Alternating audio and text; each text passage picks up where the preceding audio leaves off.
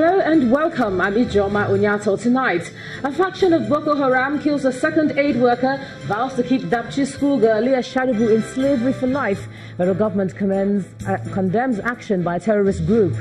UK calls for free and fair elections in 2019 as British authorities plan to meet with major presidential candidates ahead of the poll next year. PDP Reconciliation Committee meets with the party's presidential aspirants to forge a united front ahead of the 2019 presidential election.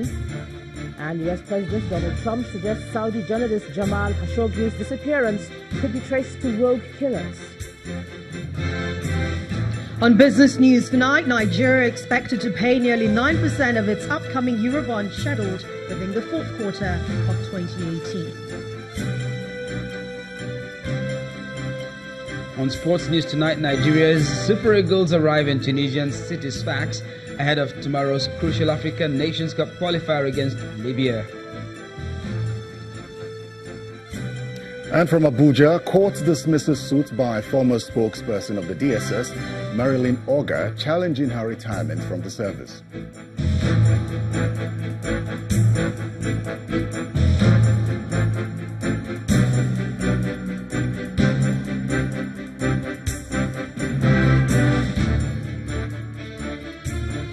We begin tonight with the execution of an aid worker with the International Committee of the Red Cross, Hawa Liman, by Boko Haram terrorists after spending about 7 months in captivity.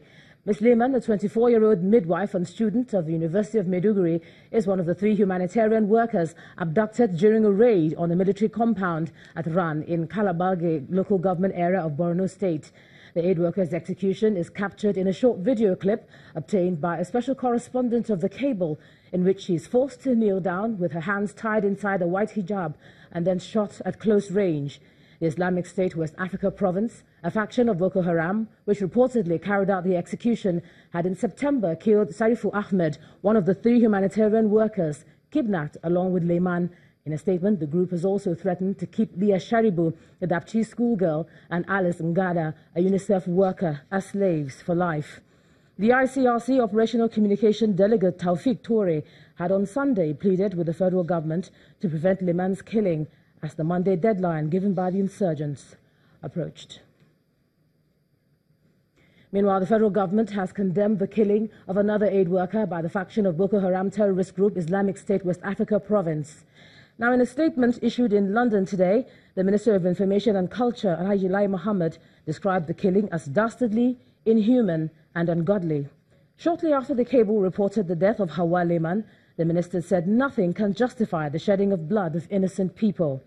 According to him, the government is shocked and saddened at the killing of the aid worker by the insurgents, despite the actions taken by the government and the widespread appeal to save the young woman. In a statement, Mr. Mohammed says, quote, "We are deeply pained by this killing, just like we were by the recent killing of the first aid worker. However, we will keep the negotiations open and continue to work to free the innocent women who remain in the custody of the abductors." End of quote. The minister commiserated with the family of the slain aid worker, saying the government did all within its power to save her life. He also thanked all the friendly governments that have continued to work with Nigeria for the safe release of the abducted women, as well as the clerics across religious lines who have been pleading for their release. And over in the northeast, the Air Task Force of the Operation Lafia Dole says it's decimated a Boko Haram terrorist hideout and neutralized several of the terrorists in the Bogim area of Borno State. In an aerial video made available to Channels Television, the Air Force spokesperson, Air Commodore Ibikule Daramola, explains that the suspected terrorists were identified through aerial surveillance. He says an attack was launched successfully, targeting the Boko Haram hideout. Although the military announced the decimation of the Boko Haram group 2 years ago, the insurgents have continued to operate, targeting soft targets in the northeastern part of the country. Away from security now, all eyes are on Nigeria as she prepares for general elections in February. Well, the conduct of the process continues to be of interest to the international community, as expressed by Britain's outgoing High Commissioner to Nigeria, Paul Arkwright, in an interview with our Foreign Affairs correspondent, Amarachi Ubani. While discussing other issues, such as the implementation of Executive Order 6, he said meeting with political candidates is a priority for Britain to discuss expectations for the general elections. No, I'm not just focused on the two main parties. Obviously, as I said, they probably have the biggest chance of one of them winning. But it's also important that in a democracy with a whole plurality, a multitude of parties, that I, as the British High Commissioner, do see them as well. You are aware of Executive Order 6, which the President intends to implement very soon. On it is a list of 50 prominent Nigerians who have been given travel restrictions and some whose assets have been frozen. What do you make of the list? I've heard that this is an anti-corruption measure. It's not for me to say who should or shouldn't be on a list. What I would say is that it's very important of this fight against corruption and continuing the fight against corruption and rooting out corruption where it is happening.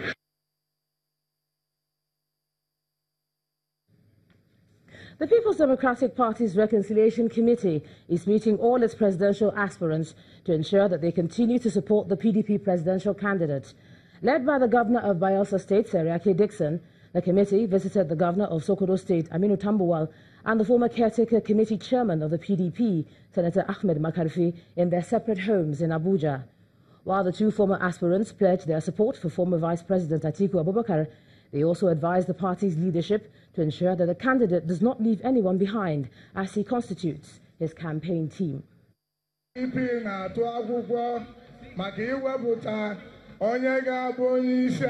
National Convention of the People's Democratic Party, PDP, that was held a week ago, has come and gone, with former Vice President Atiku Abubakar emerging as the preferred presidential candidate of the PDP, although none of the other aspirants who contested for the PDP presidential ticket has spoken against the party's choice for the 2019 election. The Reconciliation Committee of the PDP is not leaving anything to chance. Efforts to ensure that all the aspirants who lost out at the Port Harcourt Convention give their support to the presidential candidate is the reason why the Reconciliation Committee is meeting with some of the former aspirants in Abuja. We are aware that we are now in opposition. And being in opposition means that all leaders at all levels must close ranks and constantly compare notes and share their perspectives, and begin to think of how, firstly, we win the next general elections, and then run an inclusive government that will satisfy the yearnings and expectations of the peoples of Nigeria. On the part of the former aspirants, their support for the presidential candidate of the PDP is not negotiable. However, they want the party's presidential candidate against any form of exclusion as he constitutes his campaign team. We've had a very, very robust and fruitful engagement on the way forward. And I've made my commitment right immediately after the convention that I'm going to support our candidate, Wazir Adamawa Alhaji Atiku Abubakar, 100% for us to have victory at the general election. So I am not wavering. The candidate, I believe, is going to constitute a campaign structure that is all inclusive, but it shouldn't stop at that. He has said so, and you have said so. Whatever is going to be done going forward will be all inclusive to give people a sense of belonging in one form or the other. 11 presidential aspirants contested for the PDP ticket during the Port Harcourt Convention a week ago. The Reconciliation Committee hopes to meet all the aspirants to mobilize support for the candidate. Away from politics now, the reformed Federal Special Anti-Robbery Squad must be accountable to democratic governance structures to promote trust and synergy within the police force. The Deputy Chief of Staff to the Vice President, Mr. Adeola Ekpae, made the observation at a roundtable organized by the Bureau of Public Reforms in collaboration with the Nigerian Policing Program. According to Mr. Ekpae, an agenda for action is needed to support the federal government as it reforms FSARS. Our correspondent Kayla Megwa reports. After the overhauling of SARS in August of 2018, FSARS, as it is now known, is to operate as an intelligence-driven branch of the police force and will be restricted to the prevention and detection of armed robbery and kidnapping in the country. To be headed by the Commissioner of Police in charge of Federal Special Anti-Robbery Squad, Haliru Gwandu.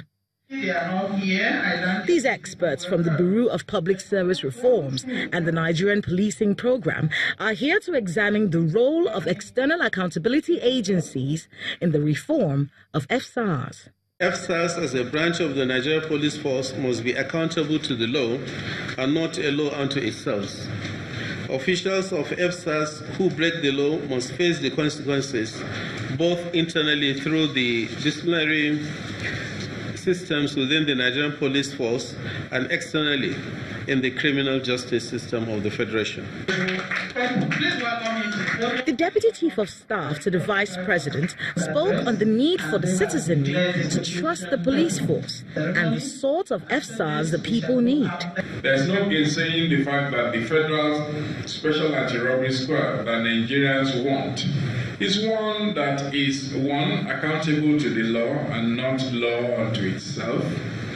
And this means that actions of FSARS should always be subject to the scrutiny of courts and the citizenry, as well as those ensuring that those who break the law face consequences both through internal disciplinary systems and through the criminal law system. The opening ceremony also featured the presentation of some literature outlining some public reforms brought about by the Bureau. The reform of SARS is one that has been applauded by many Nigerians in recent times, but a change in name does not necessarily translate in a change in content. This roundtable seeks to ensure that the mistakes made by SARS previously are not repeated in FSARS, and most importantly, that FSARS's activities are subject to democratic structures. Kayla Megwa, Channels Television News. The Center for Anti-Corruption and Open Leadership is supporting the action of President Muhammadu Buhari as the debate over the legality of the travel ban placed on 50 Nigerians by the federal government continues. In a statement released from its Media and Publications Office, the center insists that the decision under the President's Executive Order 6 should not be perceived as dictatorial, as described by some quarters. Rather, it should be seen as a step in the right direction to rid the country of corruption, as the Executive Order 6 is applied by many countries. According to the statement, sweeping legislative amendments are required to have a more comprehensive allowance for fighting corruption. But since this could not be immediately achieved, the existing arrangements and the Constitution allows the President such emergency enablement like the executive orders with judicial approval. Kakol adds, quote, "We commend the leadership of Muhammadu Buhari for taking advantage of such provisions and enjoin him to judiciously and expeditiously utilize same in a manner that's completely devoid of witch hunting, while constantly holding our political office holders to account, irrespective of whose ox is gored." End of quote. Meanwhile, the battle to reverse Executive Order 6 has moved to the appeal court. The plaintiffs, who are both lawyers, have filed a notion of appeal seeking to overturn the judgment of Justice Ijeoma Ojukwu delivered on October the 11th, 2018.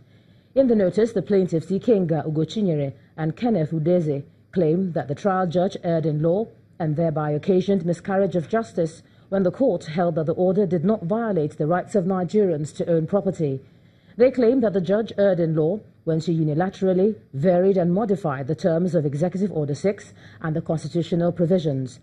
In a separate motion on notice, the plaintiffs are also asking for an order of injunction restraining President Buhari and the Attorney General of the Federation from enforcing, executing, or giving effect to Order 6, pending the determination of the appeal filed before the appellate court.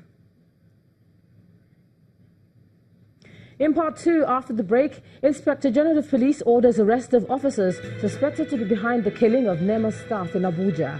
That's in a moment. Do join us again.